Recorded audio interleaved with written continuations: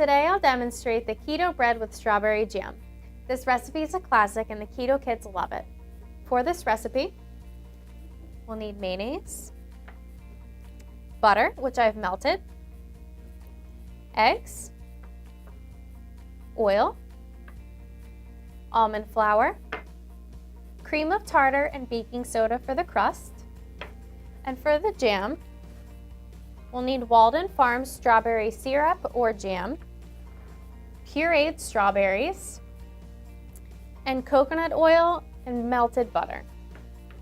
All of these ingredients have already been weighed in advance. The first step we need to take is to preheat the oven to 350 degrees.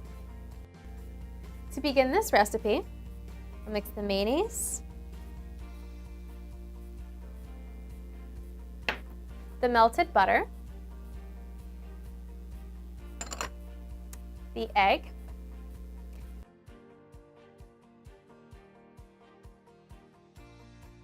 mix that all together. Okay, and then we're going to add in the olive oil. If you wanted to substitute for other oils such as canola or vegetable, you can. Okay, mix all that together. Since we melted the butter ahead of time, it's evenly combined. If you were to mix this right out of the refrigerator with hard butter, it wouldn't mix as well as you'd like it to because you want to be sure that the butter is throughout the entire mixture. You don't want any clumps. Then we'll mix in the almond flour.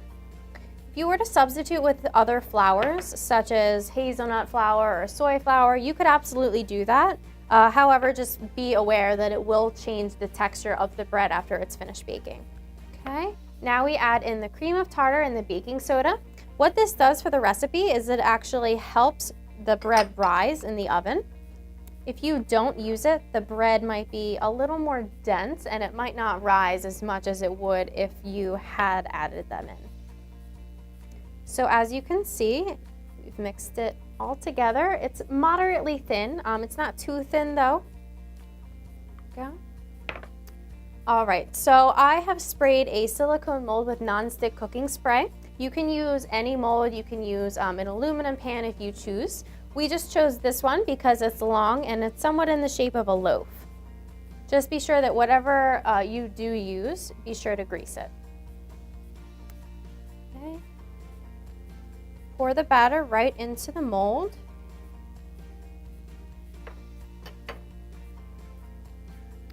Be sure that you evenly spread out the batter in the mold because if you had one side that was higher than the other, it actually might affect the baking process. One side might bake faster than the other, which can result in burning, which of course you don't want burnt bread. Okay, now that we've finished that, we will put this in the oven for about 15 to 20 minutes until the top turns a golden brown color. Now I'll begin making the strawberry jam. Okay, so we'll mix together the Walden Farms strawberry syrup. You can also use alternatively the Walden Farms strawberry jam, which is thicker in consistency. It's actually what's listed on the recipe. However, we're using the Walden Farms strawberry syrup just to show you what it looks like. It is actually a syrup consistency, which is great for the jam because it spreads on very evenly and nicely. We also have melted butter and coconut oil. I've melted them ahead of time. Be sure that they are melted or very soft before you begin mixing. And then we have our fresh pureed strawberries. All this is it's regular sliced strawberries you'd buy in the grocery store that I've put in a food processor. All you do is you mix it, you press the on button, and it actually turns into this consistency with no water added to it. Strawberries are very high in water content, so it's perfect for a recipe such as this. Okay, then we'll mix it. Mix it all together, and as you can see, it's a nice bright red color.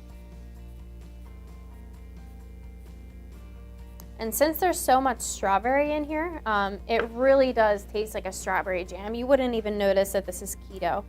It tastes sweet because it has the natural sugars of strawberries, as well as the sweeteners that are included in the Walden Farms syrup as well. Also, if you taste it and you decide, you know what, this isn't sweet enough, you can of course add other sweeteners such as the liquid stevia or Da Vinci vanilla sugar-free syrup is also very good for this recipe. Okay, and that's how you make the strawberry jam. And now we'll get the bread out of the oven. The bread is all done baking, so we'll carefully put that down. And we'll gently remove this from the silicone mold. You want to pull the sides apart first, just to be sure that none of it is sticking, because if you do pull it all out at the same time without doing that, just in case there might be a part stuck where you didn't grease with the nonstick cooking spray. All right, this seems to be good, so we're going to carefully remove that from the mold. Place that on a plate. All right. So we can top it with the strawberry jam, or you could just serve this on the side, depending on what you'd like to do. Right, there you go. And it's just like toast with strawberry jam. That's our keto bread recipe. I hope your keto kid enjoys this.